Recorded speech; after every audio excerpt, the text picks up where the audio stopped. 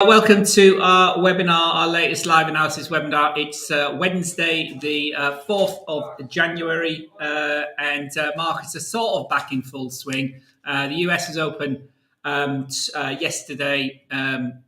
Most markets were closed Monday. Some Asian markets were open, and the DAX was open on Monday as well. So a key week. We've had some interesting PMI data this week, all relatively positive. We had that interesting CPI number from Germany yesterday, which caused the euro to sink. We had a big rally in the dollar yesterday, which has cooled off a wee bit now. But obviously, things looking to today, which is going to be the FOMC minutes. Sorry, excuse me, and non-farm payroll on Friday. So welcome everybody online. We're live on our Facebook channels, our other social media channels, so we're on YouTube and Twitter as well, and I think we're on LinkedIn as well today. And we're also live on GoToWebinar. So all of you on GoToWebinar, I hope you can hear me clearly. My microphone is in front of me, so I hope it's not sounding too echoey. If you could hear me, if you can hear me on the live site, GoToWebinar site, I'd appreciate if somebody could say, yes, you can hear me. So make sure all these audio links are working. There's quite a few of you in here already. So welcome, everybody. Hope you're all well. Your new year has got off to a good start. Lots of people start the new year with good intentions, whether it's going to start trading, going to improve their trading, or going to lose weight, or new events, new targets. New year is always a good time to start all that sort of stuff. But really,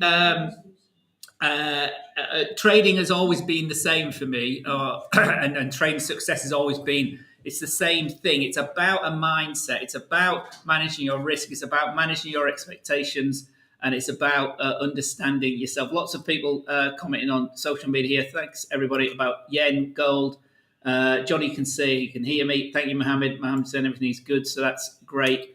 And we'll get to these requests in a minute. Let me just quickly run through the calendar, and then we'll look at what you want to look. Remember, this session is for you guys.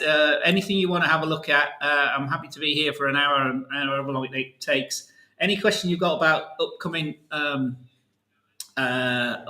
events, do let us know. So there's our disclaimer. Obviously, it's a risky business, trading, and that's very much what I very much one of my big mantras, and it has been for many, many years, and this is it's still the same in 2023. My background is in the City of London. My approach is about keeping things probable, keep it simple, and understand yourself. Join me later in the month for an in-depth risk management, risk analysis webinar where we cover all those sort of things. So we're going to have a quick look at the calendar. And obviously, any assets you want to have a look at, lots of you are already talking about, you're putting your assets in there. So thanks for that, everybody. Hello, Algeria, Somay. Good evening from Cambodia. Great to have you all here. Hope you're well. There's lots and lots of questions coming here. So just bear with me getting to you. Okay, Michael was first comment on gold. So we'll have a look at gold first for Michael. So here we go. Big surprise. I can't see what you can see actually here. So yeah, there we are. Actually, let me share my screen. There we are. Hang on a minute. Not too many things here. I've disappeared now, haven't I? So,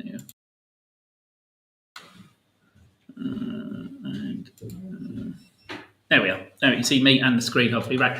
So, big surprise yesterday was the cooling in inflation in Germany. Germany, remember, the hub of the EU, and we've had further data today. It's not actually on this calendar here, out of PMI data out of France and Germany and the EU, all better than expected as well. So, the story over inflation, everybody's saying, or the consensus is it's going to cool relatively quickly, and we're going to have a short, shallow recession, particularly in the US. Other parts of the world could be quite significant. So we'll see how that all pans out, as well as the year and the next 18 months pans out. Let me just, I can't see your questions now. There we are. Trying to compete with all this. So there we are. Let's see that now. I think there we are. So yeah, that was relatively good news. So euro cooled on that statement. We've had PMIs today, yesterday. ISM, the most important of the US data analysis sort of collection centres. There they've got their manufacturing PMI later today. Still in contraction. Expect to slip a wee bit, but the services number out of Europe has been better. The services number for the US is coming next week. But top of the shop, really, this today is the FOMC minutes. Basically, what was the balance between the hawks and the doves with regard to where we were going? Remember, we've had 75 basis points. They went down to 50 basis points. Are they all still singing from the same hymn sheet? Are they all still saying, inflation is our number one target, which is what they've been saying individually? The minutes are important because it's simply what's documented for history. When we look back at this in 20, 30 years, who said what was minuted. So minutes tonight could be perhaps more significant than some others. So watch that. ADP payrolls on tomorrow. Normally they're out on on a Wednesday, but they've been delayed a day because of the bank holiday on Monday. 150,000 private payrolls. Are they holding up? It's this issue about the jobs numbers. Are they holding up? They appear to be holding up. The weekly claims, which are out on Friday, I think, as well. It'll be interesting to see. But obviously, we're in this seasonality of the end of the year as well, so it's a bit of a squiffy sort of week. Inflation out of the EU on Friday, and obviously top of the shop this week is non-farm payroll, expected to come in around about that 200,000 level. 180,000 Action Economics as well. I was reading this morning. A bit cooler than that, but it hasn't really cooled. It's still quite strong. 260,000 last month. It was a real Goldilocks number last month. So even cooling to 200,000, it's still a positive number for the jobs. And earnings, remember, held up very, very significantly as well last month as well. So this pressure from the Fed, this concentration on getting inflation down, is countered by these strong jobs numbers, also relatively strong job numbers still. So what the Fed are really looking for, unfortunately, is for unemployment to start to rise as a result of their positive, aggressive move to get inflation down quickly. Obviously, markets tend to overreact, and really. It's usually somewhere in between is where things normally fall. My view, for what it's worth, is that inflation is going to hang around a bit longer and it'll be a bit more sticky than many are anticipating. Many are saying it's going to come down very, very quickly. We see, it's not a matter of who's right or wrong. You trade the markets, you trade the charts, but really, we'll see what comes out there. CAD data as well. So dollar CAD, as that data comes out, those of you that scalp these sort of these data releases at the same time on Friday as well. And then the more important, as I said, the ISM services PMI at 5 o'clock server time on Friday from the US. So manufacturing today, still in contraction. Services expanding but cooling. Let's see what that number comes like. I say we've had some positive PMIs out of Europe and other parts of Asia so far this week. So see what the more important US number comes out as this week. Next week, quite a quieter week. As we got over that first week. So some consumer prices, inflation data, and that important University of Michigan consumer sentiment, how the US consumer feels. Remember, the US consumer accounts for 65, 68% of the US GDP. So it's a key number, Friday the 13th, from University of Michigan. So that's the data. That's what's set. And obviously, the background as we start the new year is obviously the big political thing remains the tragic war in Ukraine and how that's undermining sentiment and confidence.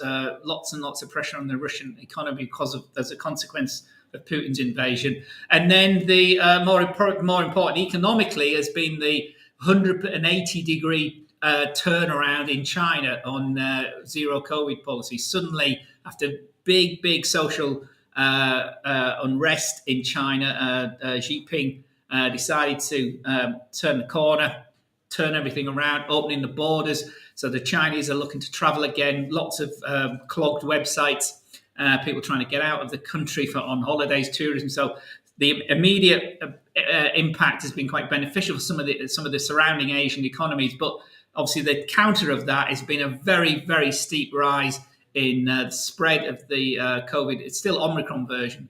And as we were obviously in winter in the Northern Hemisphere, and a big spike in deaths. But again, a bit like, unfortunately, it appears, again, it might sound a bit callous, but it appears that Xi Jinping is prepared to, accept that as a consequence of reopening up the economy and letting people move again in China. So that's my thoughts as we start the new year. Obviously, it's all about you today, as I said before. So let's have a look who wants to look and who's first up. There's lots of you commented here, so I'll get to you as quickly as I can.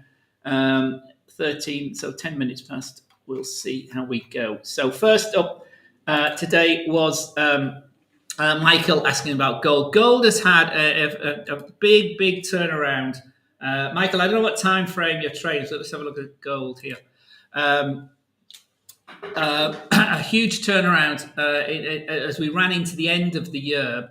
Let me just take this to the daily. I'm not sure this is going to come out. It's a bit messy. Let me find a new profile. Where's my commodity? There we are. It's a bit cleaner. I won't use that one.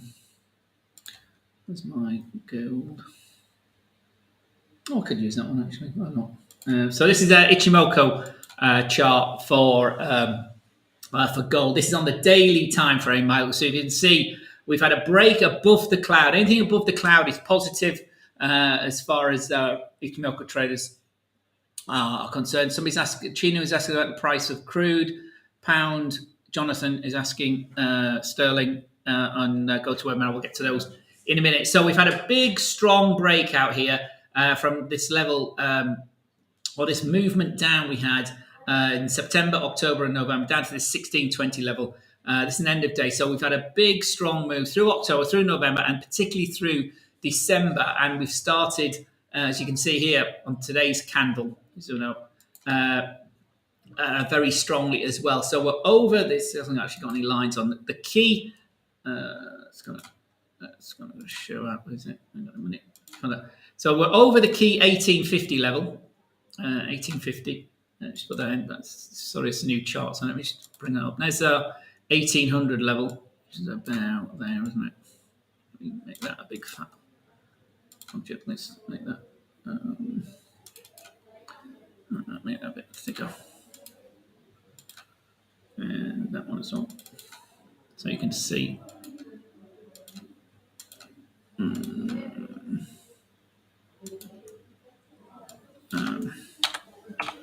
So 1800, big round fat number.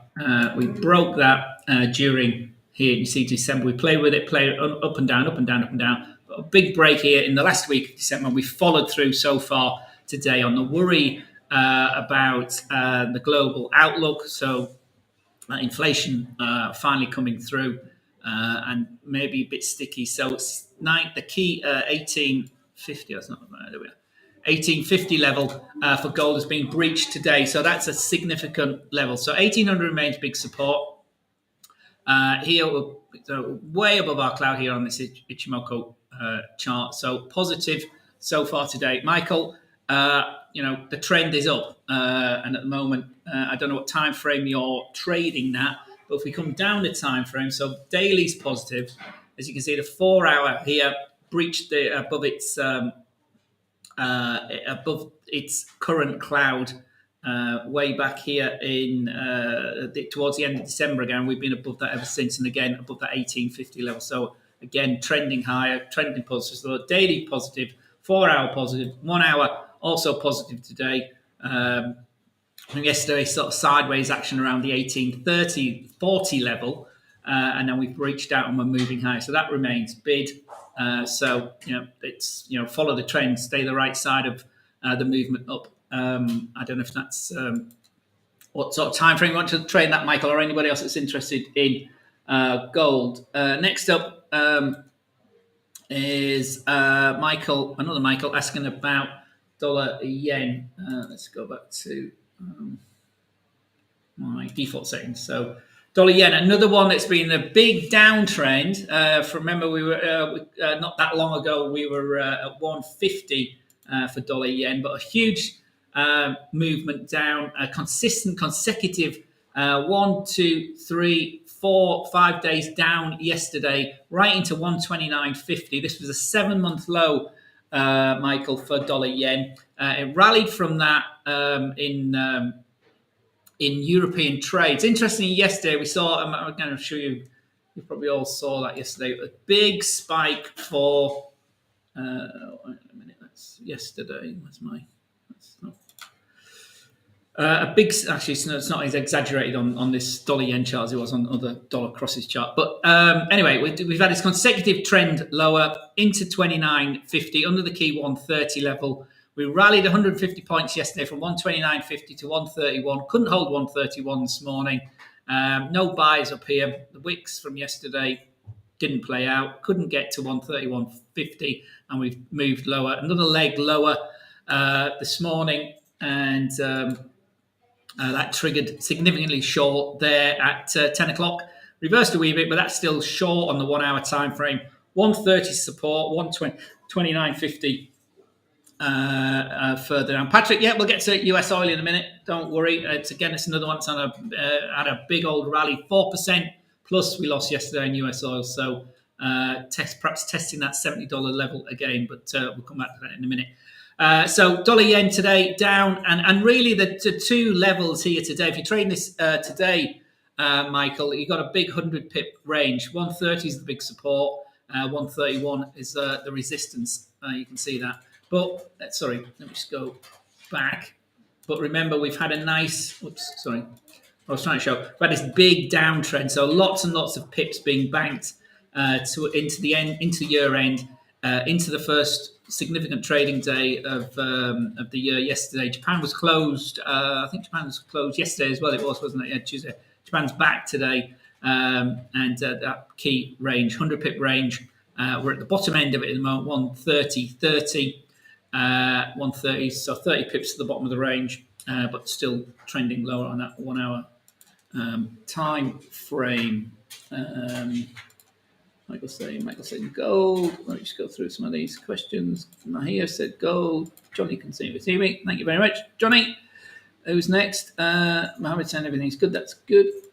Everyone can hear me. Gold. Hope I've answered all your gold questions. Good evening. Good evening, my friend. Again, guys, sometimes if you want some more detailed analysis about particular time frames, put the time frames on, and we'll look at the actual time frames. But just use your dollar yen as an example. So the daily, as a trend following type of trader, which I am, this is in a downtrend, isn't it? Big downtrend. There's that 150 from October. So it's been short, basically. It's been under its 20-day moving average here.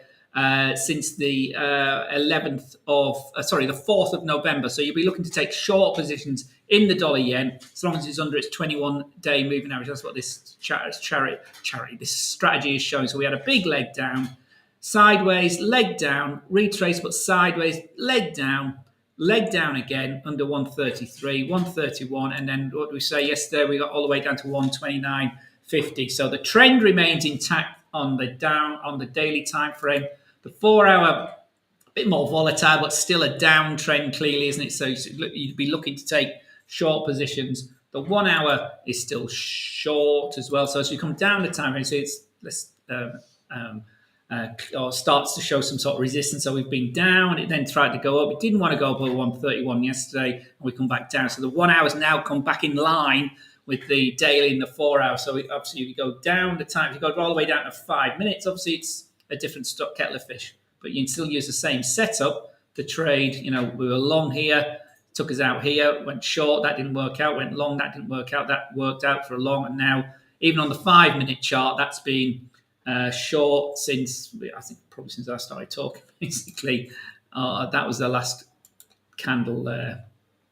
using that strategy there. It's that one there. For some reason it won't plot on. Oh, come along. Oh, it doesn't want to work. Might be my PC's making funny noises. So there we are. It's that one there. Can you see that? So there we go. 5-minute chart, dollar yen, same strategy setup, and down we go. So Calvin, hello. Let me just go back to the guys on GoToWebinar. They'll be very patient. So Chinu's asking what is the price of crude. The price of crude at the moment. US, this again, another trend following.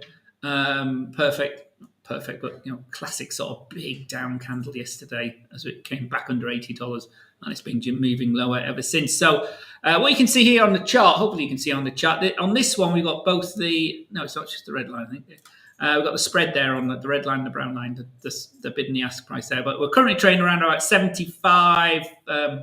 Zoom that down. 15-minute chart, you see a bit. 75.13 at the moment. So again, another one that's trending lower here on the 15-minute chart. The daily chart is less clear. So you can see here we've rallied up here from the middle of the low of $70 here that we pinched intraday at the beginning or the mid of December. We've rallied quite nicely over 75 into 80. But as you can see here very clearly, the market into the year end didn't want to get over $80 a barrel, did it? Big down when the futures market reopened yesterday, beginning of the year, and down we go. And it's a big down day today as well into this 75 level. So today, 75 is the key support level. You see here on that 1 hour, we've been playing under the $75 level, and that again, another remains very much short to the downside. Jonathan's asking about sterling, pound USD on the 4-hour time frame. Patrick's asking about NASDAQ on the 1 hour and the 4 hour. Okay, Patrick, we'll get to you. And Jonathan's asked again because I didn't get to him. Sorry, Jonathan. Sterling. So let's have a look at sterling. So very, very volatile. This is the 1 hour time frame, but let's start with the daily. And you can see basically the downtrend is sort of still in place, a bit messy here, but you can see the downtrend is still in place. It doesn't want to, at the moment, it doesn't want to drift too much away from 120, and it doesn't want to get above 121. 121 is this yellow line here. Let me just make that thicker on this so you can see it a wee bit. No, it's not 120, it's not one here. Yeah. Make that great big fat one. You can see it again like that.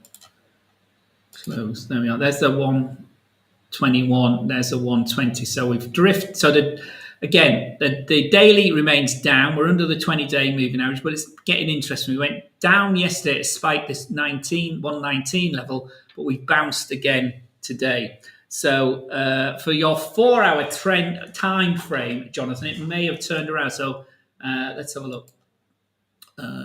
So 4-hour time frame. So a big shakeout yesterday. You see that there. You can see clearly the 121 level being rejected. This takes us back to the 22nd of December. Through that final week of December, couldn't get over 121. Didn't want to break below 120. That's fairly typical of very low volume, constrained markets. Lots of banks, lots of players have very fixed settings in these sort of low volume areas. A bit of a mess about yesterday. It looked like there was some significant dollar buying going on yesterday. It may have been real. It may have been just for the start of the quarter, start of the month, start of the year. All that sort of thing goes on at this time of the year.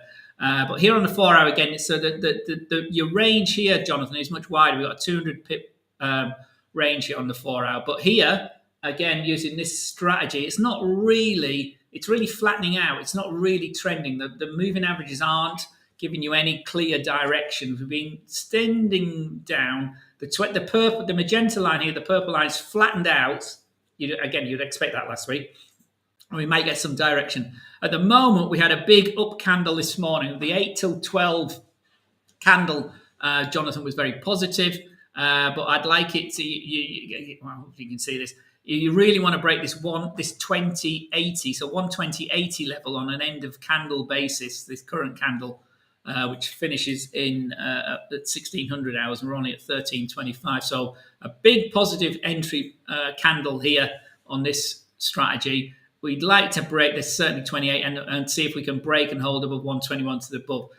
What's constraining that is the 121 round number itself, which is, as we can see, has been a big psychological resistance last week and going forward, going backwards. And this brown line here, which is the 200 period moving average as well, which is the most significant moving average on any chart. So that, and it factors at 121, is a big resistance. So many might be targeting 121 to get out of an uptrend, but that's a very positive candle. Interestingly, the big shakeout yesterday from when the dollar buyers came in at the beginning of the European session hasn't been taken out yet. Okay, so you can see that we need to break above that. So going forward, you want to move ahead of where we are now, 120.68, and then 128 is my next line in the sand for that. And Jonathan on that 4-hour time frame. That's Jonathan. US oil, says Patrick. I will get to you guys in a minute. Okay, so Patrick was next, asking about US oil. So again, a huge decline yesterday. Let's go up to the daily time frame. So we've been rallying. Have I done this already? I can't remember. I didn't think have I done oil? I have done oil, haven't I? Sorry. Or have I not?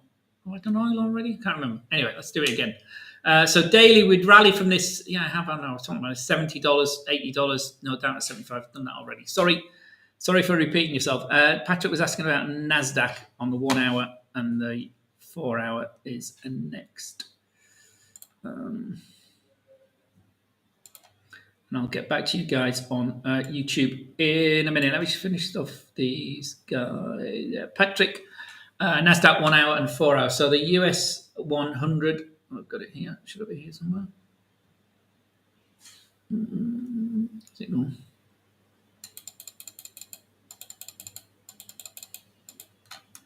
Oh, I'll just open it again. Go back to my index profile.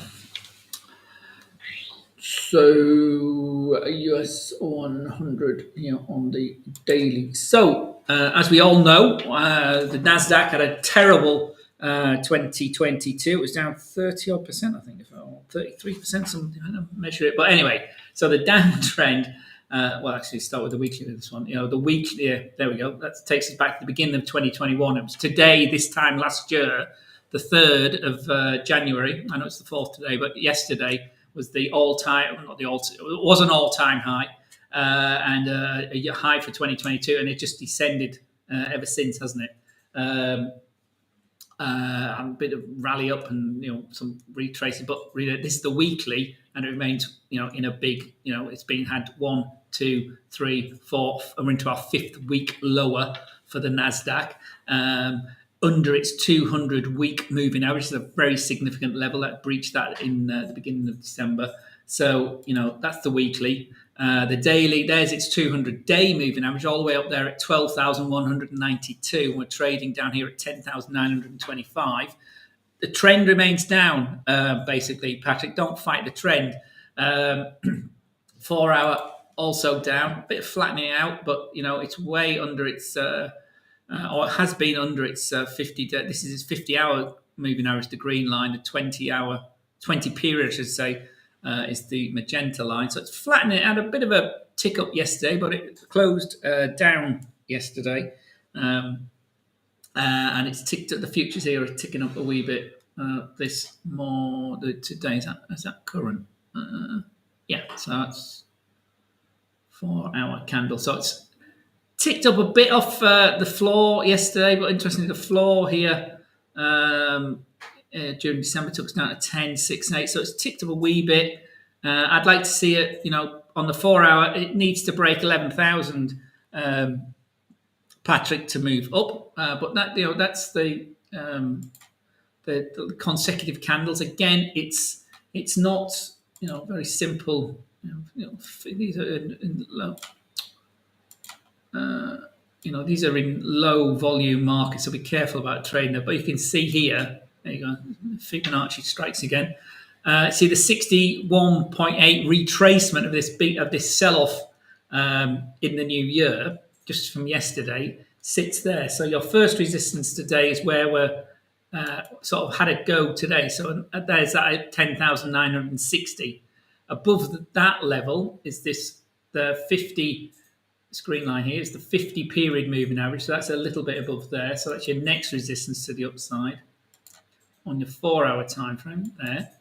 10,977, so 10,980 for round numbers sake. And then, the 11,000 level, and then these intraday highs, it takes us above the 11,100 levels, sort of round about here. Is your next sort of 11,100, 11,100, 11,090, something like that. So there are your three levels to the upside to break if this is going to continue this move up. The candles look like they're white.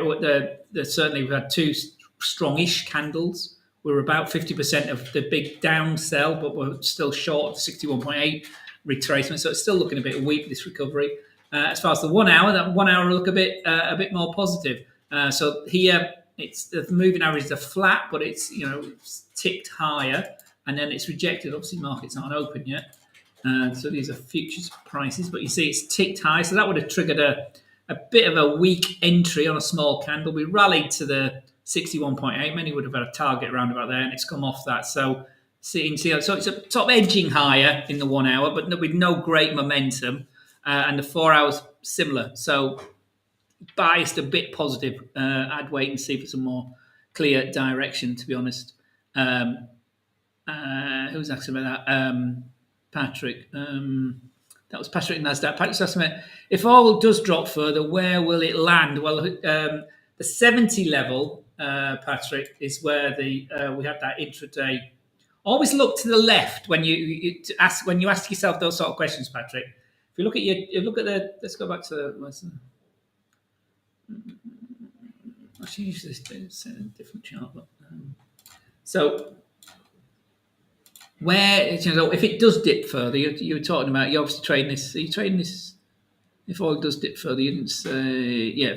So always look to the left. So here we are at $75 at the moment. Where did it bottom in December? Well, we got below that psychological 70 level, didn't we? That's 70 there.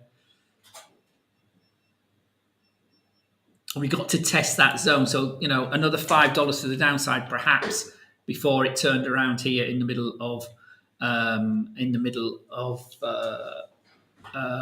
December. However, obviously, it's the beginning of the new year, so be a wee bit careful. But that was a big sell-off yesterday on the worry, global outlook, doom and gloom. How much of it's going to get priced in? The chaotic opening up of China. So obviously, China is a big consumer of oil. That the price cap with obviously the Russian situation is not really having that much of an impact on Russian exports, but it's going to go forward. It's getting messy. So yeah, you could easily see that landing or testing that $70 level again if it does break that 75 level. And finally, before we go back to your YouTube guys, Fokana's asked about dollar CAD on daily, 4 hour, and 1 hour. So let's have a look. Dollar CAD for Fokana. Let's have a look.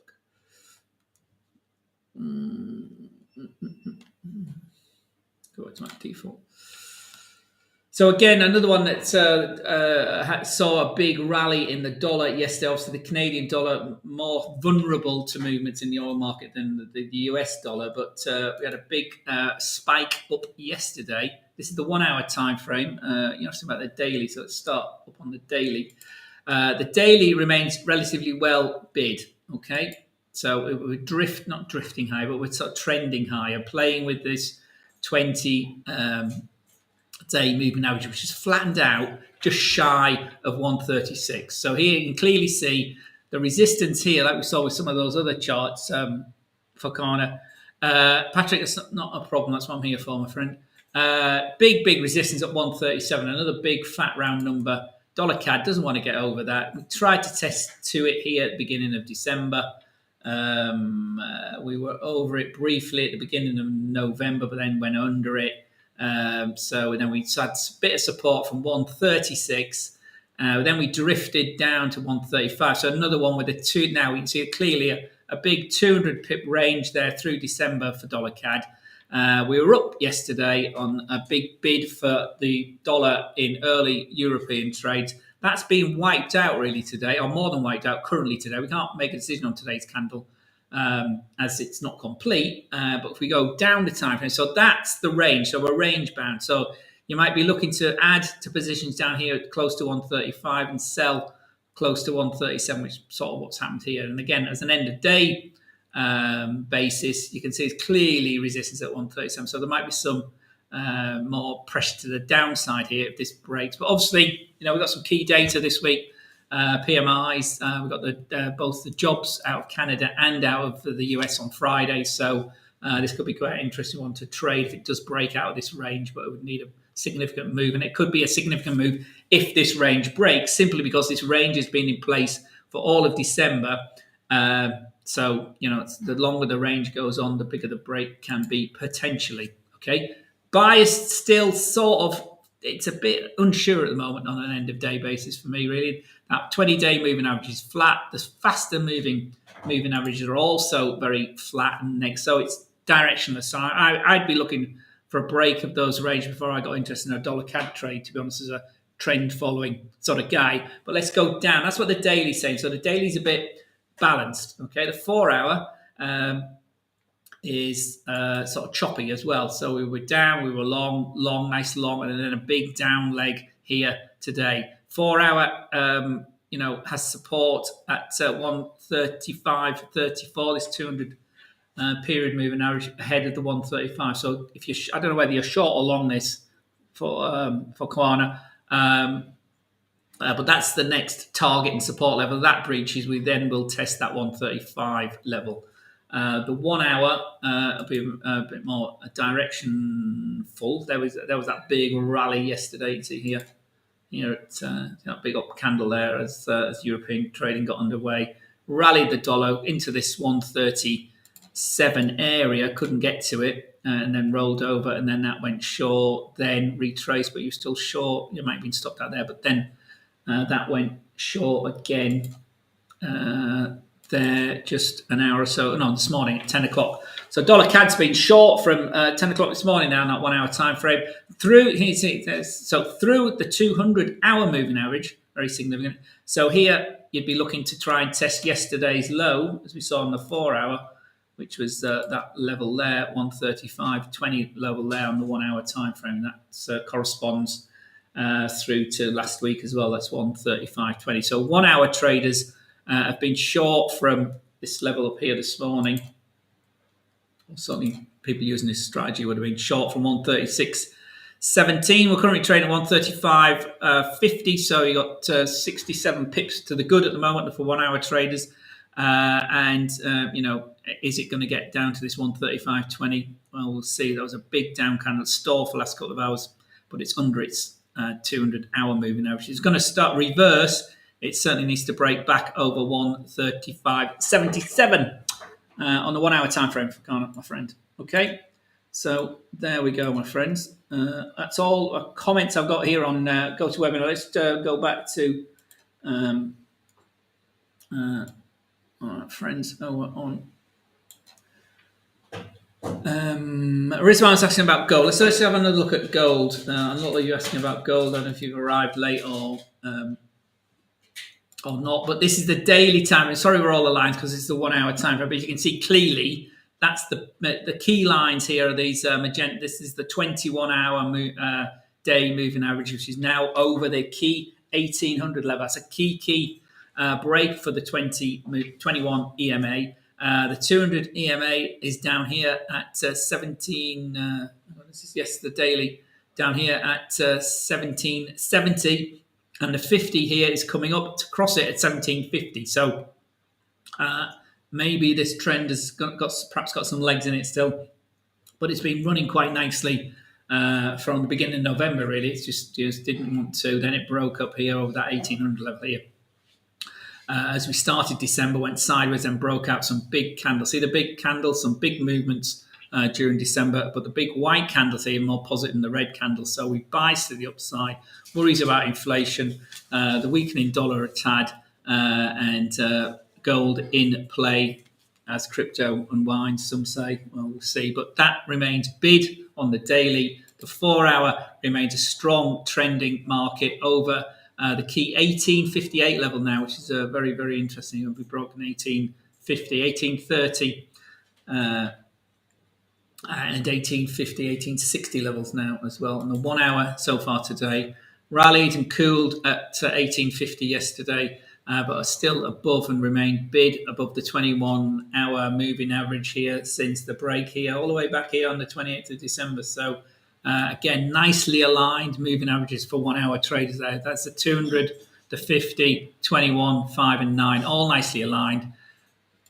Trying to get over 1860, cooling at the moment, sideways action. So see where this afternoon's data takes us, see what the FOMC minutes does for the gold market. But certainly bid intraday support at 1850, longer term support at 1830, and then obviously the big psychological 1800 for all you gold traders out there, my friends.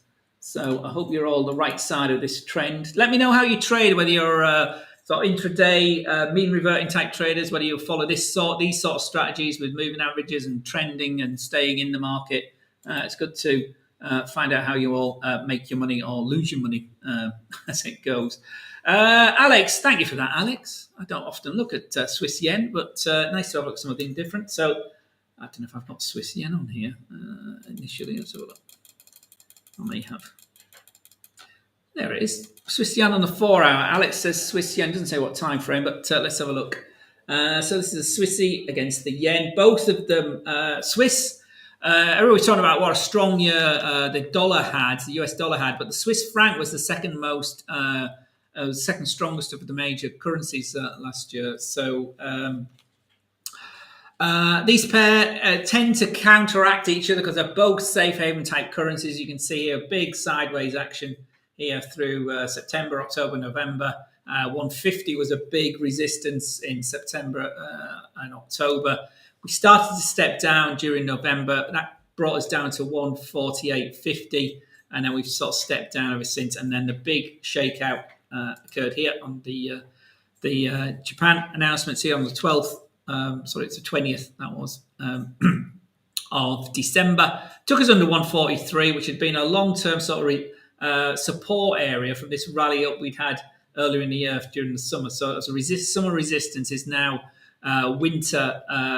summer resistance is now also, summer resistance became winter support, which is now perhaps the next resistance level again from the summer. So we've broke through it, rallied up, but then came back down. So for all of this time, since this big break here on the 20th of December, Alex, it's been short because it's big. And then again, another good example of, actually, let me just move that out of the way. Another good example of, when you have a big sell-off day like this, we were here, the big day was here. So that's that's your little Fibonacci you might want to do on that pair. So that was a nice tweezer top suggesting some weakness. So, if you're trading this during the second half of, that would have been what I'd have had on there. Short on this tweezer top, bit of retrace. Nice short here. Added to your short. It's a big, big down candle. See how that engulfs all that previous action here. So the low, the key intraday low there. Let me put that on there. That's worked out really nicely, hasn't it? You can see the dime, the retrace. Retrace didn't break the 20-day moving average. Another little tweezer top here towards the end of December. So another short entry potentially there if you're using tweezer top on the 29th. But really came here on the 30th. Obviously, it's the end of the year and all the rest of it. But there's nothing wrong with that. Technically, that broke the low that we'd had here at 142, and it's followed through ever since. So now we're into that next leg down. So MACD remains, you can see here very clearly, signal line pointing down. So where do we go from here? So 142 was breached, 141 was breached, and this pair got as low as 139.94, some 38.94, so under 139 also breached. So the trend remains set there. So it's in a downtrend here on the daily. The 4 hour also, that's that big down candle. There's the retrace, and that's been down. It's turning up. Not yet gone long. This again, just using this particular strategy. The 5 and the 9 are looking to cross. So we've had a big dip down here to this one under 139. This needs to cross, and then we need to close above this magenta line if it's going to close out completely this short. I mean, particularly, again, depending how you trade, there's many ways to trade this one, but that would have been your initial entry there. And if you stayed short until it retraced through the second moving average, you'd have got out just this morning here at 140.60. If you'd been tracing it, if you've been trading it using the ATR moving down, you would have certainly had 3 consecutive 3 times ATR on a nice trend, that one. So that one's looking to move up on the 4 hour. The 1 hour may have already turned up. Indeed, it has there. So that turned up this morning, consolidated, but it's moving higher. So the 1 hour triggered long this morning at 2 o'clock. The MACD histogram has just moved back over the zero line. The signal line is rising nicely from yesterday's low, moving up. So that's looking relatively positive on an intraday basis at the moment. But you'd like to see it on an end of hour basis. So in the next 15 minutes, you'd like to see it break above this 140.70 level. See, we haven't been able to do that since this big up candle this morning. So you'd want to break literally where we are now at the moment. 140.70 is the current resistance and snagging point. But we're still in the money from here to here so far for 450 points or 477 points so far for Swiss yen on the 1 hour time frame. Hope that answered your question, Alex, and happy new year to you as well, my friend. Lyle, FOMC, yeah, it's as I said earlier, I do hear earlier, Lyle. FOMC is probably the key event of today, and if I go back to where's it gone? There we are. Key event of today, tonight, 2100 server time. As I said at the beginning, it's really about what the are they as hawkish as they're saying they are? It appears to be. It looks like it. The market doesn't believe them. Remember that they were talking about inflation only being transitory this time last year and 18 months ago. Still, that has proved not to be the case. So the market thinks they will have to. Some people are talking there will be rate hikes by the US.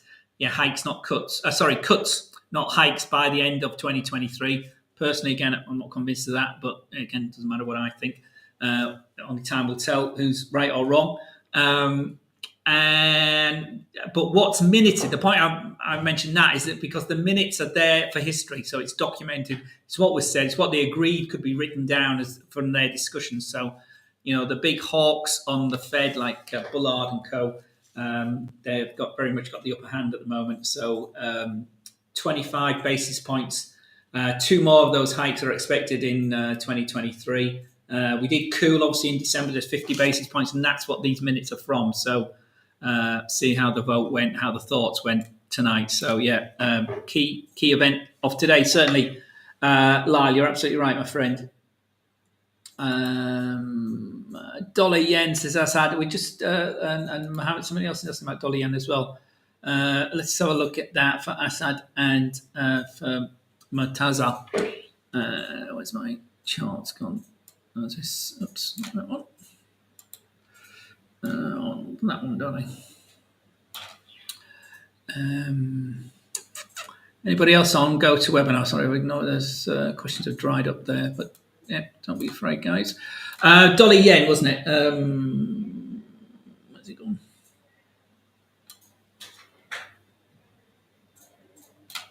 So dollar yen. I'll talk about this before I do it in 5 minutes, but dollar yen remains. Very much sort of trapped between this 131 and 130 range today, basically. So we couldn't break 131 this morning. As you can see, that range, we dipped out at the bottom of it, we dipped out at the top of it, but very much that's the break. And here, it's a bit directionless at the moment. 4 hour, still in a downtrend, still under its 20 period moving average for the 4 hour time frame. Sits right on that big psychological 131 level. So 131, 130 is the range. So you want to traders are currently looking to buy at the bottom and sell at the top of that range. On the certainly on that 4 hour time frame. 1 hour, I'd say perhaps less so because of this big move down to what am I talking about? Have I got them right? Yes, there we are. Am I up to date? Yes, that was that. Yeah, there's that 131.30. It's just the 4. There it is. Yeah, there it is. And it was just the that range messed me about a bit. Yeah, it's June. So here intraday, if we zoom that up, the key resistance to the upside at 130.63 and support currently on an end of hour basis, although we've been much lower than that, is 130.23. So, but again, a wee bit biased to the downside, dollar yen. Emmanuel saying, so what about dollar yen? We have a look at that. How can we read charts and catch trends properly? Emmanuel, very much have a strategy, follow your plan, stick to your plan, make sure you've got enough invested in your account, make sure you understand the basics of leverage and margin and pips and spread and all those other basics of trading, especially when you're trading CFD contracts. I don't know where you are in the world, Emmanuel, but we've got online courses here in English. We've got online courses in obviously different languages around the world. We're about to roll out a series of webinars every day for I don't know if you're in Africa, but in Arabic, French, and English. So have a look on our websites for that. And obviously, just come to our webinars. Come to our website. Have a look at these are our ongoing webinars. You can watch these live like you are now, or you go to our past webinars and watch those. There's lots and lots of ways to skin a cat. There's lots of ways to make money in these markets. Obviously, a lot of ways to lose money as well. But the principle is really to understand yourself. Here, swing trading strategies 2. There we go. So I'm choosing this as an example from the 13th of December. That's a second part of 2 webinars where we looked at 6 different trading strategies based on swing trading. So it's all about finding something that works for you and works for your time frame, Emmanuel. So it's about understanding yourself. But certainly, for me, if you're looking to be a trend follower, there's no better way. They're very simple. They're very simple to understand. Than starting with moving averages. It is what it says it is. The thing about moving averages is they apply, and the same with all technical analysis, it applies to all time frames. So it can be applied to, a 1 minute time frame or a 1 hour time frame. So this is, it doesn't matter what the candles are doing. It's just a matter of having some rules and following them. So here on the 1 hour time frame, it's got a bit sideways. We go down to the 1 minute time frame, where exactly the same setup. This particular asset has been moving down this morning and is moving up this afternoon.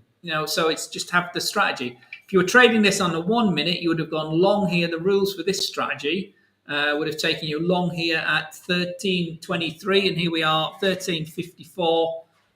30 minutes later, and we're still long. We might have got out there as it's retraced, but again, it's having rules to follow, and it's trying to push higher. It's ran to 30.50, a big round number. Again, that's all comes out. So it's all there, my friends. So do have a strategy, and we're here to help. So keep in contact. We're here to help. And again, I say, depends where you are in the world, Emmanuel. But we've got education centres all around the globe. So find out where your nearest centre is. You want to go and physically see the guys as well. Show us how to get good entries. Calvin, It's saying, Stuart, show us how to good entries. Well, have rules, rules of entries, rules of exit. This particular setup says you go long when the moving averages cross, or you go short when the moving averages cross. This particular setup here, just using this particular chart, again, forget about what it is. The rules are that the blue line needs to cross the yellow line as a first tick in the box. And then the next thing that needs to happen before you take an entry is that the price action needs to cross above the purple line. So this happens to be the 5-period moving average, the 9-period moving average, and the 21-period moving average. So we've got a fast, medium, and slow moving averages, based on countbacks of 21 candles or 5 candles or 9 candles. So this particular setup went long here, and it's a trend following strategy. So it doesn't really work when the moving averages are flat, like we've just seen on another book. But you see it's gone short there. And so it went long here at 130.36, and it's been up. So again, the basics of this entry would have been, that would have been your entry. Your stop loss, I mean, your very, very conservative stop loss would have been here, right at the turn of the market, which is all the way back down there. So that's your risk, isn't it? You need to make at least that amount, 98 points, to make money. And you would have made that quite quickly on this particular move. Actually, no, that's the wrong one. You made that quite... it's around about here. So that you would have broke even round about here after about 10, 15 minutes on this particular trend.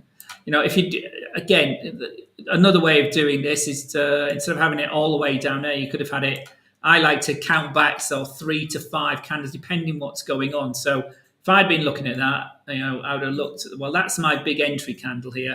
I'd have wanted to be sort of down here or even down here. I would have probably had that down there. So I would have counted back 1, 2, 3, 4, 5 candles back after my entry. But it's broken, so that would have been my initial risk. That's my initial risk there. That's my stop loss. You see that? 76 points. So to break even, I mean, again, how you want to play this, my break even to take me to 76 would have been around about on the end of this candle here. So 1, 2, 3, 4, 5, 6, 7, 8, 9 minutes later, I would have been in profit. And I would have been, when you trail your stop loss up here, and keep it sort of 4 or 5 candles behind. So as we got here, we broke even, we're in the money. And then obviously here, what happens here is we turn around. So as we've got to the end of this candle, and again, just forget about the time frame here, guys. The theory is what you got. So we got to the end of this candle. The price is up here, hasn't it? So 1, 2, 3, 4, 5 candles back. Yeah, my stop loss would have been round about where it is there. It then retraced, but it didn't stop me out because unless I'd moved that right up to that there. Sorry, this one. Unless I'd moved it right there, but I'd have probably left it there because we'd still had a bit of a dip. So I'm still 1, 2, 3, 4, 5. Is that right? 1, 2, 3, 4, 5 candles behind. So I'm still in. It's retraced now. Once again, I would have moved it up a wee bit as it's because I didn't know. Then it's moving. Now, then as this trend is unwinding at this point here, where we produce a new high at this point here, I'd be happy to move my stop loss up to here. Then at this point, we then go a leg higher again. So again at this leg here, so we banged all these profits now. So at this point here, the last big up candle, so we had 1, 2, 3, 4, 5. I'd have probably now, what would have happened now for me would have been trailed there. That's where my stop loss would be. I'm not just doing this because that's where I see the stuff, because that's my high, isn't it? So I'm in there, we retrace again, then we bounce up, then we retrace again, then we bounce up. So I'm still in this trade with my stop loss here at 130.50. I might have got a bit twitchy and got out as it's come back under this key moving average and then got back in here. Again, there's lots of different ways of trading this, but you're still long basically. But it looks like it's struggling, doesn't it? And why is it struggling? Because we've got over 130, or we're running to 130.50. You can see this is dollar yen on this minute chart. You can see the spread there. It's 2 pips. So it's it looks like but it's consolidating, isn't it? So it could easily come back to my stop loss, or it breaks out again, and then now I can drag my stop loss up. So that's Calvin and everybody else that's still watching. That's that's a trend following strategy with our trailing stop loss. But anyway, there we go. And that's how I analyze what we've just seen. Ravinder's asking on GoToWebinar how to get the auto charts activated and what is the minimum account balance one has to have with auto charters. Ravinder, that's a good question, and I should know the answer to that, shouldn't I? I can't remember if there's a minute. I think there was a minimum balance, but let's have a look. So, Ravinder, just go to the website. Look under products. This is why we've got loads and loads of products and platforms. But the AutoChartist tool, which is a great little tool, by the way. I'm a great fan of AutoChartist. You get, when you register for it, you get emails at the start of each trading session. So at the beginning of the Asian session, the beginning of the European session, and the beginning of the US session about what their a pattern recognition strategy is. And that's basically what AutoChartist is. It's like a scanning tool, and you can tailor it for your particular assets. You can tailor it for your particular time frames. You can have as many or as few in the time frames. It's all different types of pattern analysis going on, and some are better than others. And again, you can tailor it down to what fits you, what fits your assets. So it's a really powerful tool for scanning markets quickly and giving you a heads up of what it is. The minimum account balance, that's a good question. I think it's $200. Anybody remember? Oh, Charles, no, nobody's answering me. But there, just basically go to the website here, Trading Tools AutoChartist Ravinder, and download the platform. Can be installed on MT4 and MT5. Scan opportunities across all charts. There's lots and lots and lots in it, and you can certainly refine it. There's a couple of how to get started videos here and risk calculator. And then if you go back to our webinar site here, Andrea did some, it's a few years ago now, but Andrea did, if you go to click on our past webinar site, Andrea did a series of 3 really in-depth how to get the best out of AutoChartist webinars as well. So do have a go with it, Ravinder. Off the top of my head, I can't remember. There was a minimum account balance, and I can't remember what it is. There we go. John T's telling me it's $100. So there we go. It's $100, says John T. Samuel, how can I hope that's answered your question, Ravinder. But say, go to the past webinars site here, scroll down and find Andrea's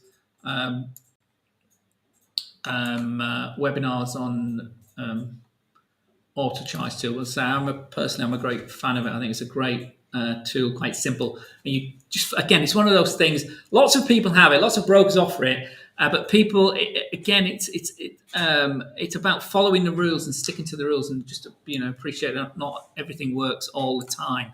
But there's a whole host of opportunities. In a sense, I would, I can't tell you what to do, Ravinder, but I would tailor it. Start with a few products, start with a few chart patterns, and see how we go. So anyway, here we go. Our dollar yen trade is breaking out, isn't it? There we go. We were looking at this, weren't we? Our stop loss is still here. We're going up there, aren't we? I might have been tempted to move this up a wee bit now, but no, because the wicks are still there, aren't they? There we go. Just move a stop loss there now. So we're still nicely in the money on that trend following 1 minute chart there.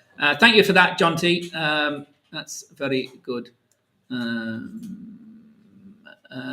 For quite, I thought I did dollar CAD on the daily 1 hour and 4, but I'll do it again if you weren't here, if you disappeared. 3 or 4 is asked again, so perhaps you weren't. Did you disappear for Quana? I'll ask again. Samuel, how can I access this video or PDF later? Sorry, network is not good here. Samuel, the PDF, you can download it. You should be able to download it from the GoToWebinar, and the recording will be uploaded onto our website by the marketing team when I finished talking in the next 15 or 20 minutes. Depends on it, or it might be longer than that. Depends on how more questions there are over on YouTube. For Quana, as you've asked again, let me have a quick dollar CAD. So let's go.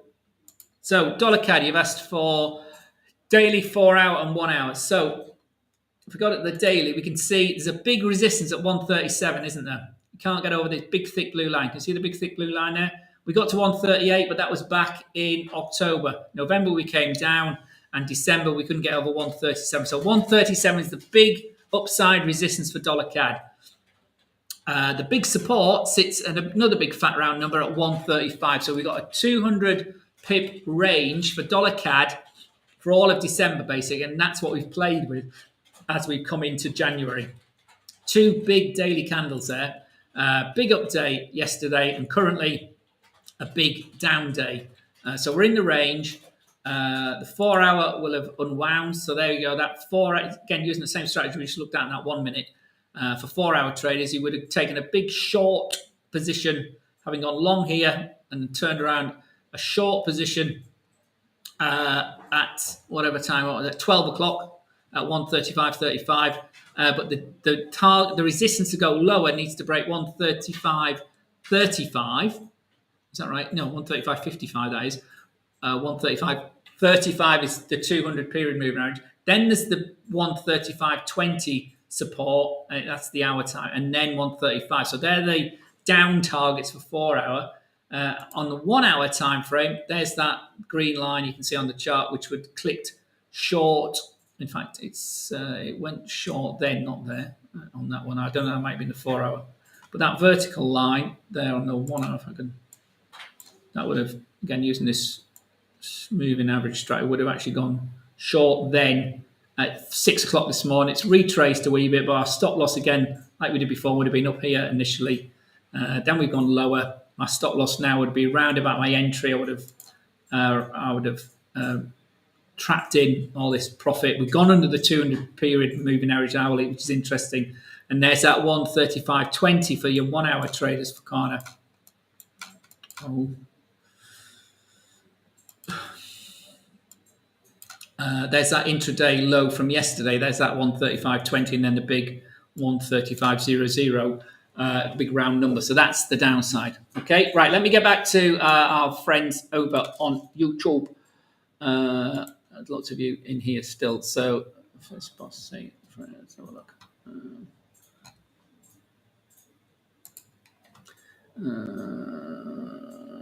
Next is somebody's asking about Aussie. Godson's asking about Aussie dollar. Let's have a look. Aussie dollar. Oh, huge rally today. Big 1 and a bit % rally from this big shakeout yesterday. Remember, we had this big bid on the dollar yesterday, US dollar, that is. So we sank from 68.40 all the way down to 60.6750 zone here, under .67 sideways. And then it's been another one that's been trending on an intraday basis today, nicely long. So again, another one that broke long this morning here at .6764, and it's been long ever since, and we're still long. We're over 68.50. It looks like we can't get to 69 so far, but again, that remains long. My stop loss would probably be up here at this candle now. There, if I'm trading that there, 68.40 on the 1 hour basis. Godson, I don't know what time frame you're trading it. If we go back to the higher time frame, the daily time frame remains sort of range bound. So again, the 68.40 where we've broken through today has been a key resistance. So 68.50 has been the top of the range, but it's sort of came back under the 20 hour, and it's sort of up. So the big support on an end of day basis has lifted from this 66.70 low here in December, and we're here. Yeah, actually, you probably can't say that. So 67 is the support. Actually, I would say that again, another one that was range bound for most of December. Remember, we had those big moves by the central banks in December. Fed meet 31st and the 1st of February. No change expected, but let's see. The market is still pricing in 2 more hikes during 2023. So Aussie dollar, Aussie economy, New Zealand economy will benefit from this opening up of China. But obviously, if the COVID infections spread and we have another big 180-degree pivot by the leaders in China to lock down again, we'll see.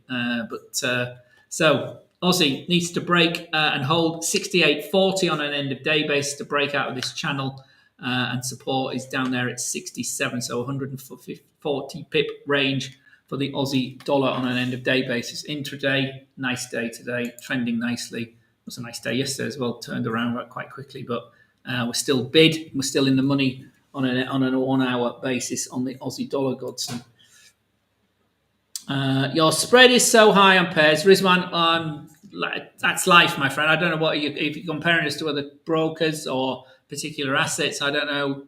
We're as competitive as the next broker, I would argue. But and again, Rizwan, it's the whole package you get with a broker as well. I work here at HFM. You don't get me anywhere else. So if you love or hate me, I don't care.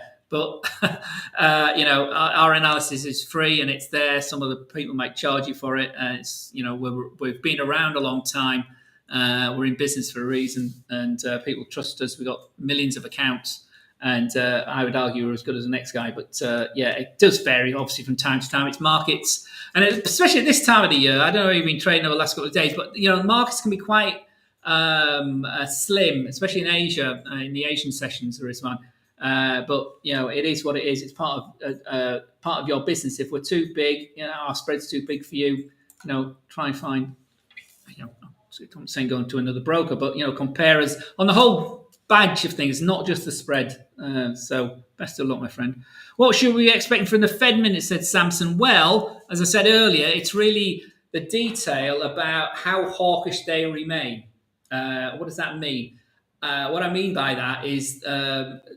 Publicly, they've been saying they are hawkish. They're sticking to this. Inflation is our number one enemy, and they haven't said it publicly, but that part of their actions will mean that unemployment will rise in the US by default.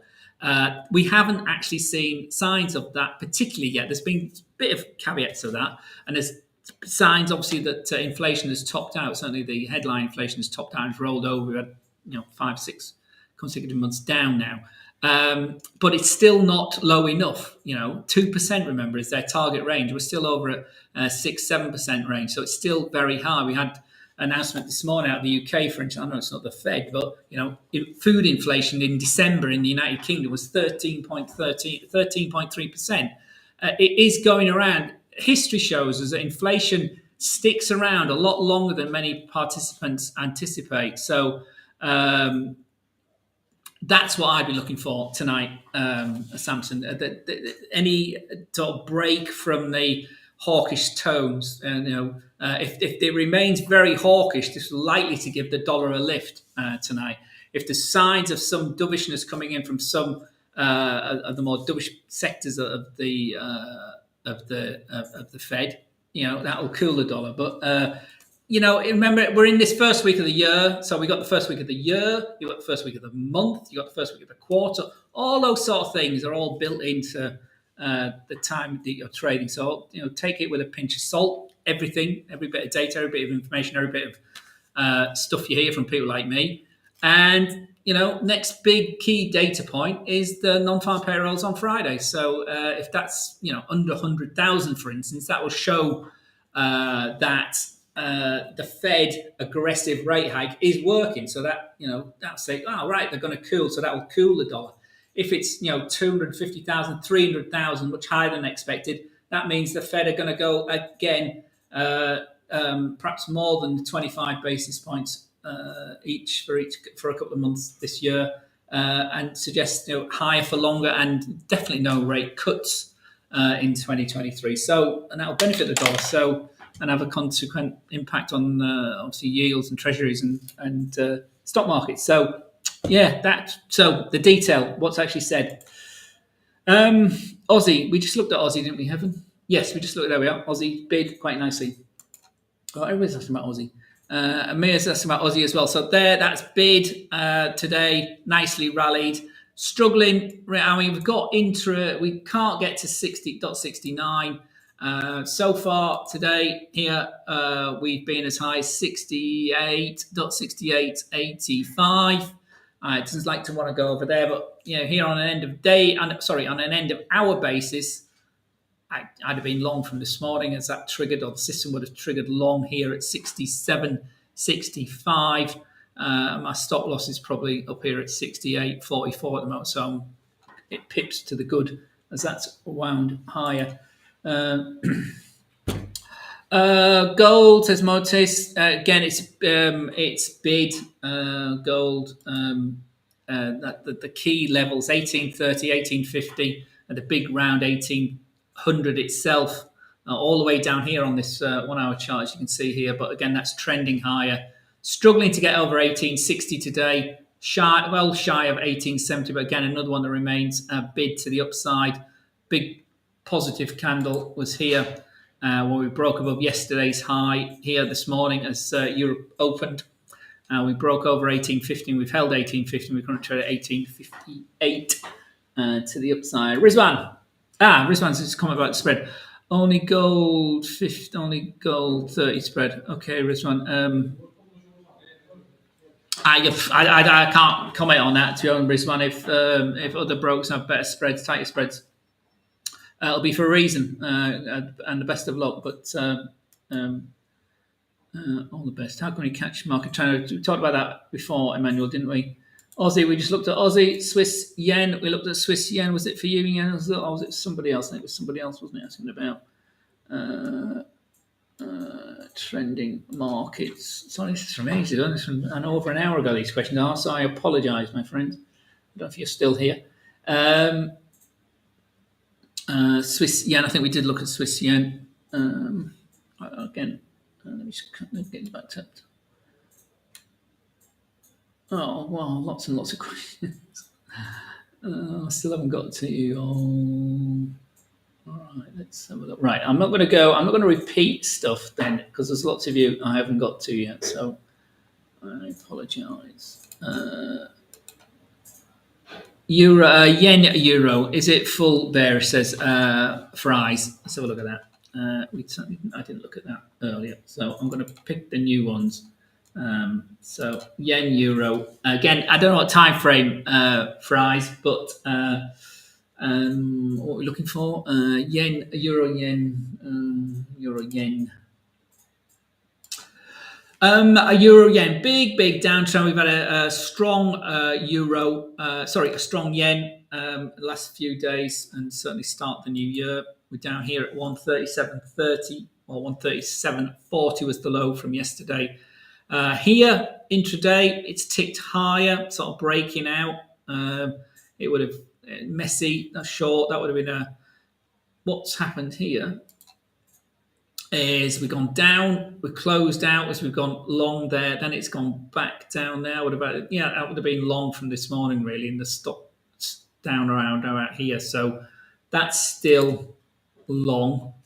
Stop loss would be round about there now from there. So it went sideways for a few hours. Nice-ish candle here, or big candle here at 10 o'clock. So taking out all the Asian sideways action here. Into euro, then went sideways for a few hours. Now we're currently in an up candle, so that's gone long there at 11 o'clock here on an hour basis. Hasn't broken much out, but it's ticking up. So we've got a nice downtrend, lots of pips on the way down, sideways, flat.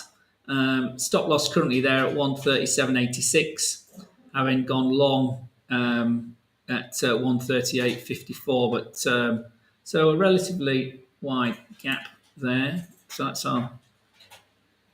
your entry there. That's your stop loss there, that yellow line there. So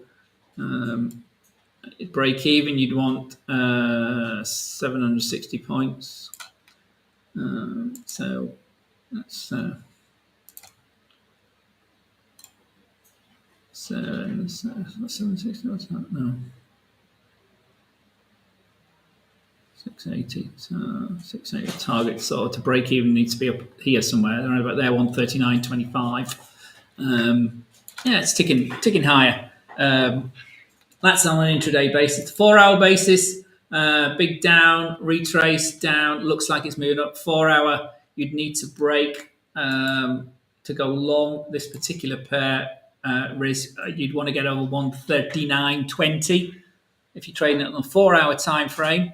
And and the daily remains bearish again. So that potential long trade in the hour time frame is against the higher time frame. So be careful how much you want to take that to the upside. You can see, so it's moved up.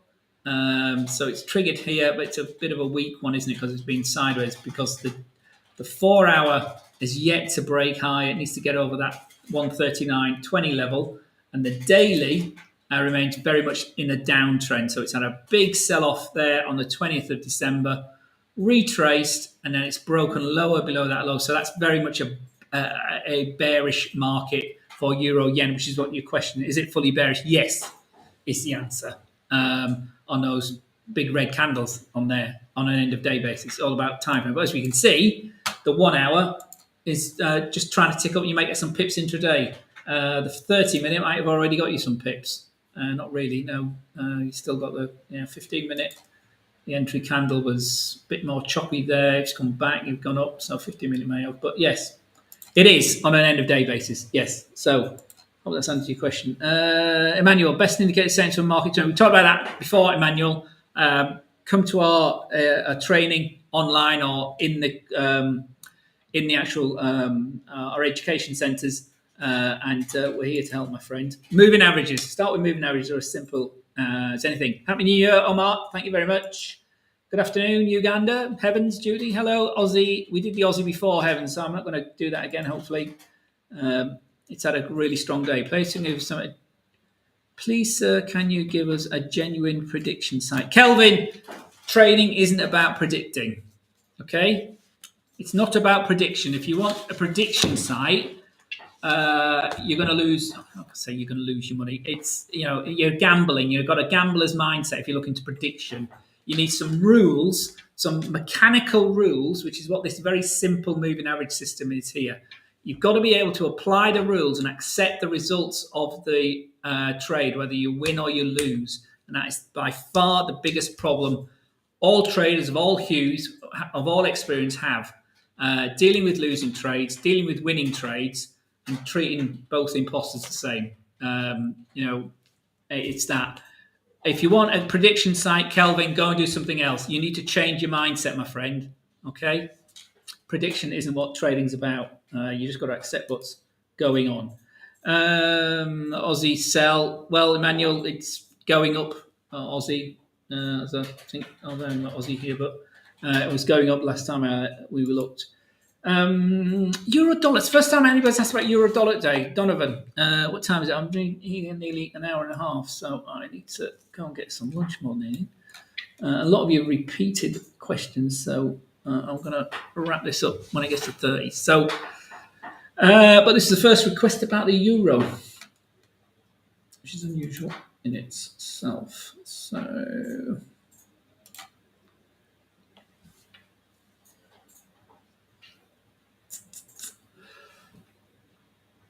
euro daily. It's come up from these lows under parity, under 1 early in the year, and it remains sort of to the upside, doesn't it? Rallied, got to 107, couldn't break it in December, couldn't break it again for the second time in December. So 107's the big resistance, and then we had this big shakeout yesterday. That, strictly, again, it's one of those do what the chart tells you, not what you think. That triggered short yesterday here on this particular strategy. So that would have gone short at 105.50 on the close of yesterday's candle, having rejected 107. So this strategy will have a stop loss at 107, an entry at 105.50. It's out of the money so far today, but that was a big down day yesterday. Obviously, the caveat is it was the second day of full trading.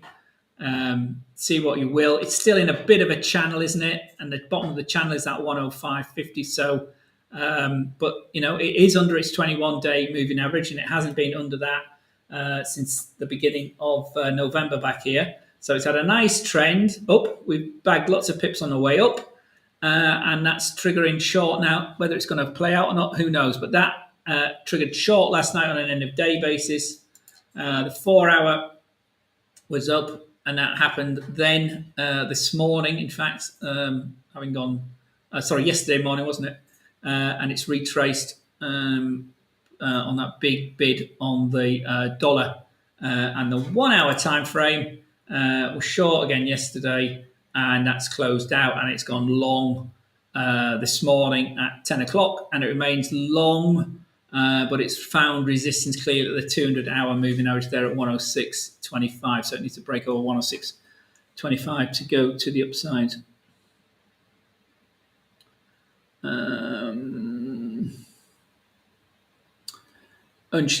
How does the indicators on the main chart work, and how to set it up on our charts?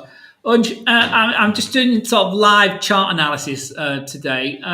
Watch our webinars online about how to set up the charts. Basically, this is an MT5 platform. It doesn't matter whether it's MT5 or MT4. These are candlestick charts. So let me show you. So you want a new chart. So you open up your MT4.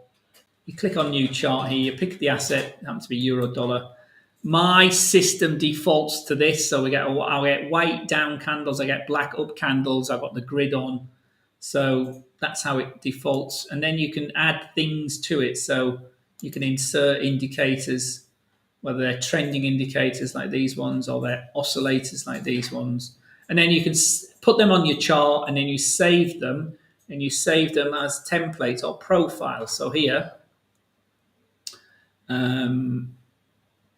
so because I've got some templates saved, I call them different names with different things on. So the one we're looking at today, this one here, which is the exponential moving average cross.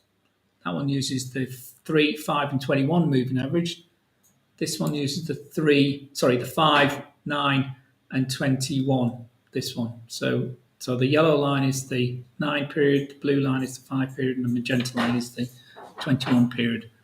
If you want to change, so you have those templates saved like that.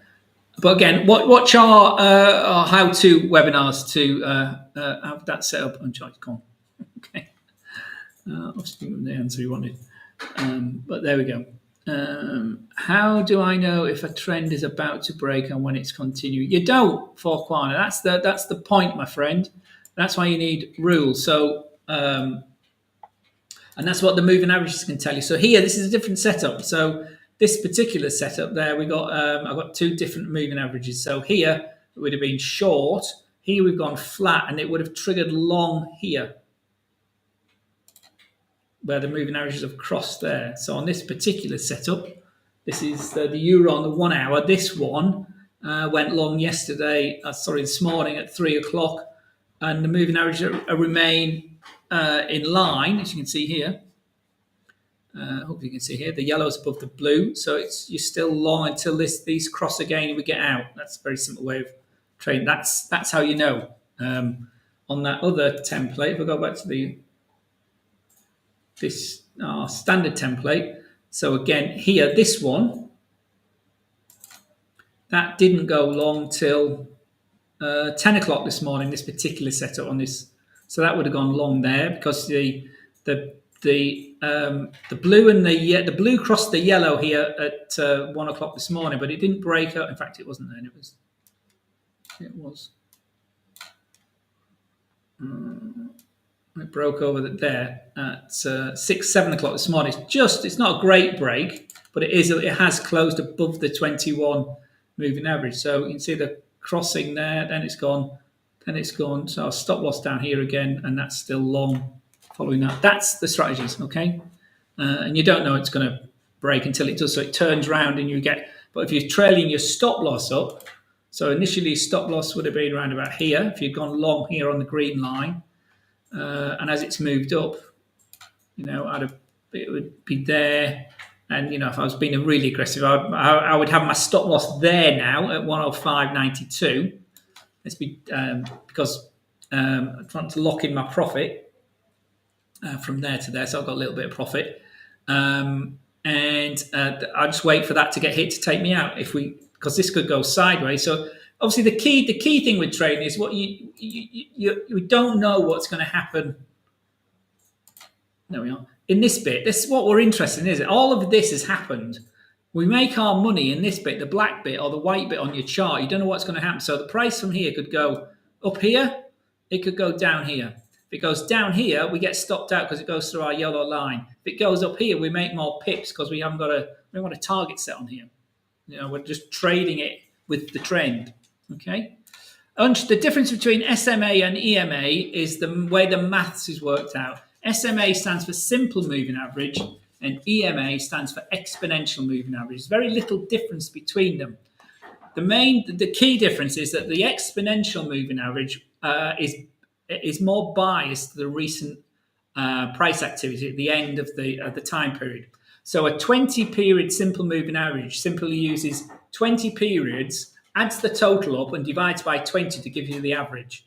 The 20-period EMA still uses the same 20 periods, but it gives a weighting to the last 4 or 5. So that it's not, it depends, but basically the last 4 or 5 hours or days have more weighting than the first 15 days or 15 hours or 15 whatever time frame it is. That's the only difference, okay? And the lower the time frame that you're trading, so if you're trading on like below daily time frames, I prefer the EMAs. Above daily, I prefer the symbols. It's just a trend, that's all. It's just a preference, that's all. But yeah, there's very little difference. But if you're going to be trading down at like the 1 hour and the 5 minute time, the 1 minute and the 5 minute time frames, certainly EMAs are more relevant because it's more significant. So use EMAs for the lower the time frames. Okay. Where did I get to? Euro from Donovan. Happy New Year. Happy New Year. Happy New Year. Happy New Year. There's lots of questions here, but everybody's wishing everybody else Happy New Year. So Sterling, we looked at Sterling earlier. OJ, good afternoon. Haran wrote from Jamaica. Good morning, Jamaica. Can you please tell me about the NASDAQ? Certainly, NASDAQ, huge loss last year. Depending on I don't know when you're trading this. I haven't got the USA 100 on here. No, I haven't. So look at my index setup. Here it is, US 100. So it is from earlier. I must have asked this earlier. So again, Haran, I don't know whether you're trading this on an intraday basis or an end of day basis, but here this is the 1 hour time frame for the NASDAQ.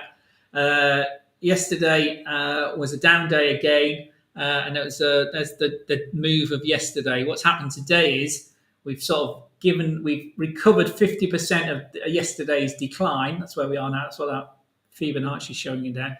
But there's some significant resistance around the 61.8 Fibonacci level because it also coincides with this brown line here, which is the 200-hour moving average. So big resistance there at 10,960. And the next level I've got here is 10,980. Why was that in there? 10,980. I don't know why that was there. It's been there for a reason. It might be from the higher time frame. But certainly, I don't know what that line's in there. But that's intraday. That's, it's got a big, thick wall at 10,960. But obviously, the market isn't open yet. And we had a huge sell-off on some key tech stocks yesterday, Tesla and Apple to name but two. So it's ticking higher at the moment. Market isn't open. 4 hour remains weak and under its unconsolidated to the downside. And the daily remains very much in a downtrend for the NASDAQ. Although it's bounced off this 11,000 level here. You can see where those lines are. So big down December. We were down day yesterday and we're up so far today in futures, but next line in the sand really is that December low there at 10,692 to the downside. Calvin.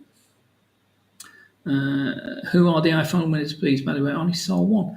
It's a good question, that, Calvin. I don't know. I'm not sure. They've announced them all. It is. I think it was due this week, Calvin. Keep on our social media post. Certainly should be next week. It should all be out. But I thought they were announcing them this week. Haron's asking about NASDAQ on the all right, the 1 hour and the 4 hour time frame. So there's the 1 hour. So you got this big thick resistance there, the 200 hour. That so 10,960 is the big resistance to the upside. You got a bit of support so far today at 10,900, big round number.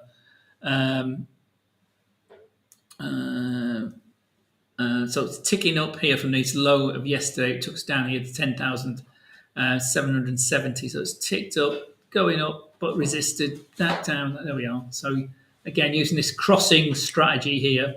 Here we've got the green, which is the 21. 21.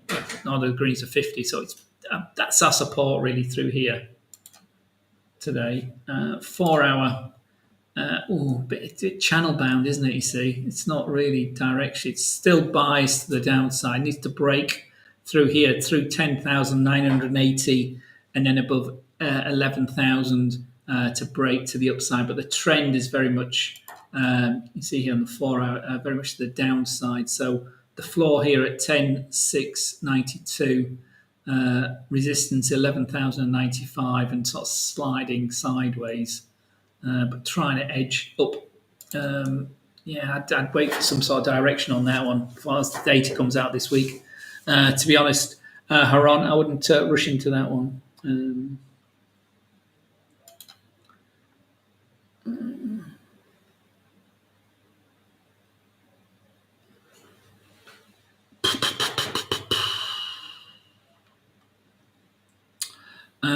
Sorry, pound cable. Sorry, I'm running out of steam here, guys. I've been here an hour and a half. So let me just go through. We looked at pound before. So basically, we looked at yen, dollar yen before. So let's just do these quickly.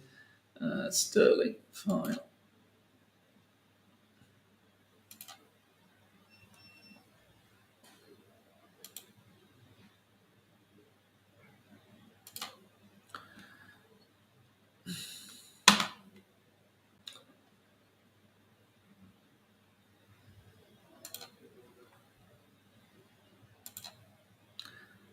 Needs to break 121, support 120 really for sterling in the higher time frames. You see, we're still drifting lower. 121 key, 120.80 and then 121 on an end of day basis. We were down at the end of the month, end of the last week, and we were down again yesterday. So 119 support. We're up so far today. Dollar yen, there's that, as we said earlier, there's the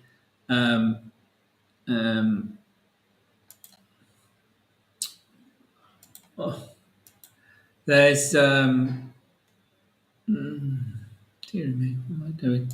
There's the chart we were looking at earlier. It's this big range here, 131 to the top, 130 to support, but big update today so far, and that's continuing to move higher at the moment, but it's a bit range bound there on that 1 hour time frame. I don't know what you mean. Show me how to swap shares, Rocco. I'm not sure what you mean by that, Rocco. Email support@hfm.com and explain yourself a wee bit more, my friend. I don't understand what you mean by that. Prissy, Aussie remains bid. Very much strong day, maybe rolling out. That would be my stop loss there, 68.40 from this trigger here at 67.64 this morning. So that remains long. Gold, as I said earlier, Game Hub bid 1850 key, 1860 resistance today. 1858's been the high when we last looked. Yeah, there it's rolled over this 1850, and we're starting to move down now. 1853, but 1850's key support. Aussie is bid, Prissy, as I said. Big strong day. There we are. That's 64.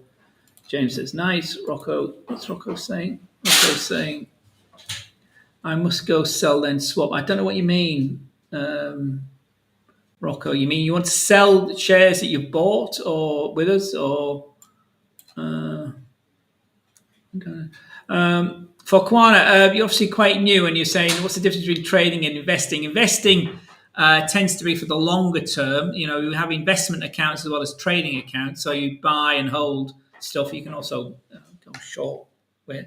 the beauty of trading is it's or not the beauty of trading. No, the trading tends to be more short term. Tends to be intraday, but not always. Many swing traders will hold positions for days, if not weeks. So it's about mindset thing. Investors tend to put their money away, make some big decisions, come back at the end of a quarter or at the end of 6 months and see how things are doing. And that's the sort of thing that goes on a lot of the time at the end of these time frames. Or you do it sort of, you want to break your 52-week year into weeks, or 13 weeks is a quarter of the year, so review it every 13 weeks or something like that, or at the end of each natural quarter, so at the end of March, end of June, end of September, that sort of thing. But investors tend to be for the long term. Good afternoon, Nigeria. How many more questions you got here? Right, this is the only one that's asking. All right, silver. Right, silver's come up and the rand has come up. Right, I need to go, guys, because I'm completely running out of steam. I'm going to do silver and then the rand, and then if you want to email me for more analysis on your particular asset, please let me just bring in this. Email me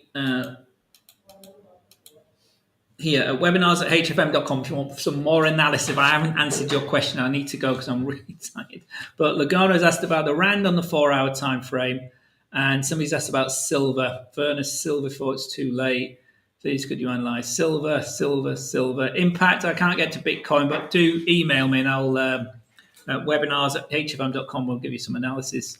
Can you analyze PEP stocks? Do you mean PEP? I'm not sure what you mean by PEP. Stocks, Martin's asked about Kiwi. Sorry about this, guys, but I've literally just run out of steam. It's been very popular today.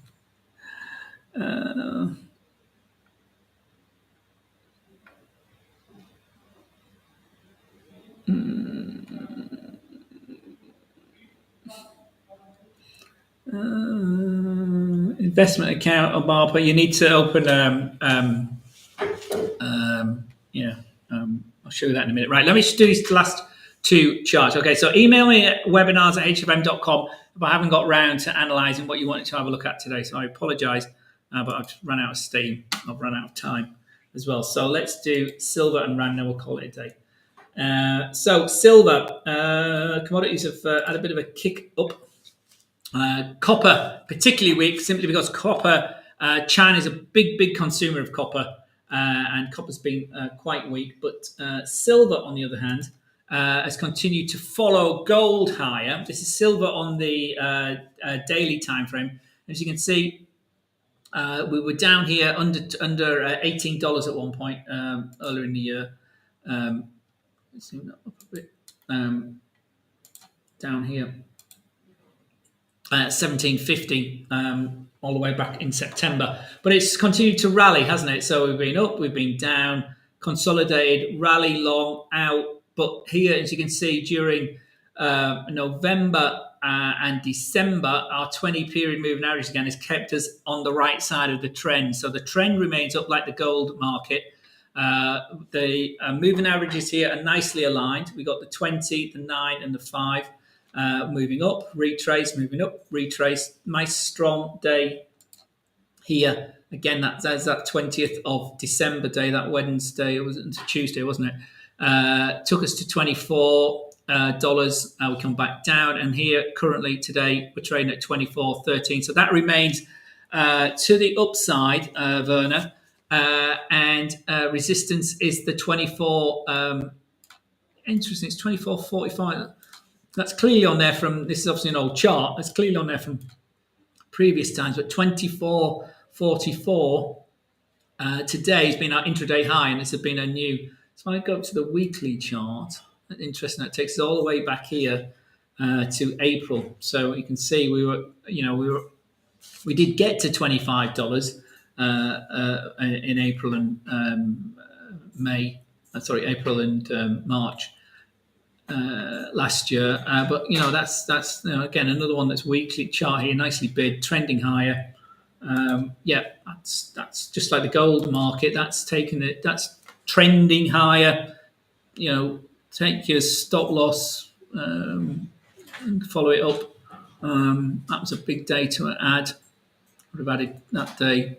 My stop loss is probably around here now.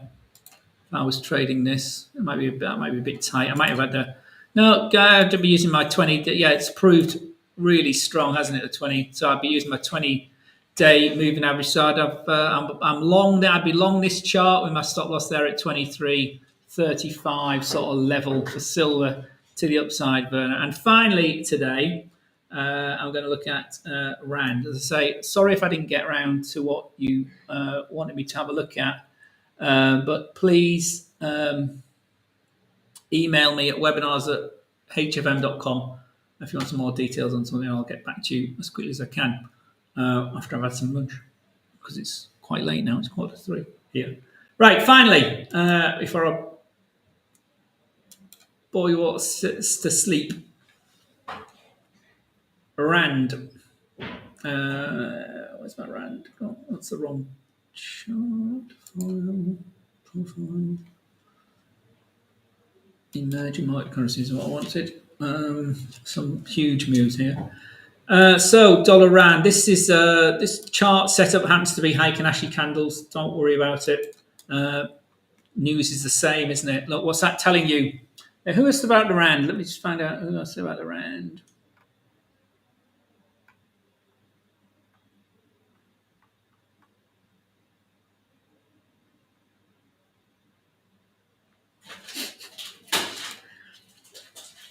Thabang, yes, it's not by accident. It's not by accident, my friend. The colour of the candles match our logos, but not here on our. Jerome, I hate comments like this. I'm new to trading. I don't know what I'm doing. Well, don't risk any money first, Jerome. Okay, don't risk any of your real hard-earned cash if you don't know what you're doing. That goes with saying about life, about anything, my friend. Start with a demo account. Come to our education page. Watch these webinars if you can bear sitting through all the things. Read our ebooks. Watch the videos and ask as many questions as you like. We're here to help. Okay, anybody can lose money in markets. Anybody can make money in markets. It's not about it's about understanding yourself. It's not about where you're from or your background or your education or anything like that. It's understanding yourself principally and accepting that you don't win all the time, but when you do, make sure they're bigger than your losses. So keep your losing trades small. That's your number one rule. Keep your losing trades small. What was I doing? I was trying to find who'd asked about the Rand so I could speak to you directly if you're still here. I can't find it. There's so many other questions in here. Was it Lugano? Yeah, it was Lugano. Lugano's the guy that's asking, he doesn't know what he's doing. Right, Rand on the 4-hour time frame. Well, let me tell you what this is telling me. Okay, the daily time frame is down. Okay, dollar Rand. Okay. This particular strategy, you can see it's some lines again. This particular strategy uses Heiken Ashi candles and moving averages. Here we happen to have the 49 period moving average, so much higher than the ones we've been looking at. That's the blue line, and on this one is the brown line here. See, it's much closer to the price action. See, the lower the number, the closer it is to the price action. It's the 13 period moving average. So they went short here on the 14th of November. However, your first entry using this strategy would have been here a few days earlier on the 8th of November, and it's been short ever since. What do I mean by it's been short? Well, it's been under this key higher time frame moving average, the 48 period moving average, all that time. You might have closed out that day and then gone short again that time. I'm saying it's been under it, hasn't it? At all. In fact, it closed above it here on the 16th of December, but you've certainly been short. As a trend following trade, you've certainly been short dollar Rand from the 20th of December, and you're still short. And again, stop loss would have been up here, and you're just trailing your stop loss down to a bit of hiccup days, but that's low. It's now back under 17. As you can see here, 17.00 for dollar Rand was last traded under here back in September and August. So it's trending lower. So this might sound contradictory to what we're hearing about the dollar strength. It's because the emerging market currencies and obviously the political situation in South Africa as well is adding to this move. So we're under 17. That's a big psychological level for dollar rand traders, and we're currently trading at 16.85. So that's continuing to trend lower, and I'd just be trailing my stop loss down. I might have my stop loss there at that 13 period moving average at the moment. So I'd have my stop loss just above 17 at 17.0626. Possibly I might have probably just left it there, to be honest, above that wick there, a bit higher at 17. So 17 is 17 at 10, 17,100, sorry. But that's certainly short. Right, as you can probably tell, I've run out of steam completely, my friends. So I do need to go. But do join us tomorrow. We've got trend lines. I haven't used trend lines at all today, but join also tomorrow. One of the simplest ways of identifying what's going on. And if I'm speaking too quickly, or if you don't understand me, we've got lots of foreign language webinars as well. Everything from Thai through to Filipino to Spanish. To Urdu, do join my colleagues. Scalping next Tuesday with me, live analysis with Andrea next Wednesday. The shift trend cycle STC indicator, very, very rarely used oscillator. Join Otto for that. Volume price analysis, volume very, very key for many, many traders. Andrew will be explaining that. Bullish Forex patterns on the 19th, and VWAP mindset 24th. Do join if you're new to trading. Put it in your diary now. The 24th of January is probably the most significant and important webinar I do. How to improve your trading mindset, because this business is predominantly a mindset business. It's not about technical analysis. It's not about fundamental analysis. It's about understanding yourself. And exit strategies 1 with Andrea at the end of January, and exit strategies 2 with Andrea. In February. So thank you for your time, everyone. Sorry it's gone on for so long. And you guys over on YouTube and Facebook, sorry I haven't got to all your questions, but I am a bit worn out. Lugano, I can't recommend what leverage you should use. I'm not allowed to do that. But, understand leverage is very much a two-edged sword. Great when you're winning, terrible when you're losing. So bear that in mind. My 3 favorite trading books of all time. These 3, I've got a really good new one last year. I'll bring it up at Christmas. Fascinating. Best Loser Wins, it's called, about a guy called Tom Huggard. Strongly recommend that as well. Tom Huggard did my job for 10 or 12 years, not here, but another CFD trader. He's now trading himself, trading big numbers. Fascinating book. Sort of book I would have written myself. But Tom's beat me to it. But there we go. All the very best, everyone. Take care. Stay safe. Do email us at webinars@hfm.com about anything you want to know about trading. And keep posted. Keep watching our websites and our social media channels for news of new events and opportunities for 2023. Thank you, everybody. Take care. Stay safe. We'll see you all again soon. All the best. Bye-bye.